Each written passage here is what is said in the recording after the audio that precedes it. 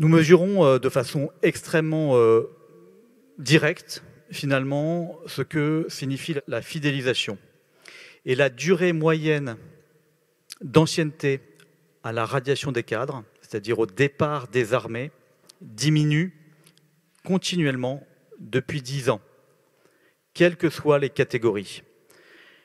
Le taux de départ, ramené au stock de personnel civil et militaire, approche les 10%. Puis il y a un autre phénomène qui montre bien le basculement auquel nous sommes confrontés. C'est le taux de non-renouvellement de contrat. 68% de nos militaires servent sous contrat, qui résulte directement d'un choix du militaire. Et finalement, c'est le rapport contractuel entre l'autorité militaire et le militaire qui s'est brutalement inversé au cours des 5 dernières années.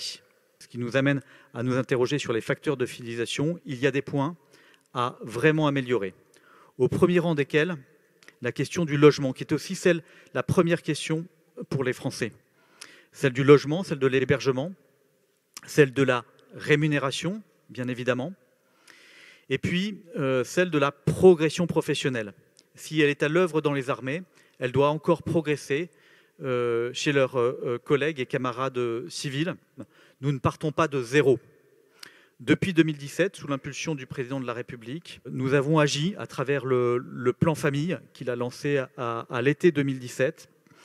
Nous avons agi également de façon structurelle avec des investissements de long terme sur le logement, c'est le plan Ambition Logement.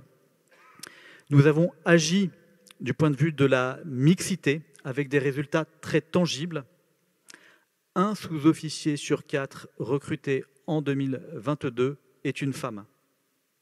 Et enfin, nous avons agi sur les conditions de rémunération avec le vaste et complexe chantier de la nouvelle politique de rémunération des militaires. Voilà en quelques mots, Monsieur le Ministre, la situation actuelle qui appelle des actions encore plus vives, encore plus concrètes en matière de fidélisation.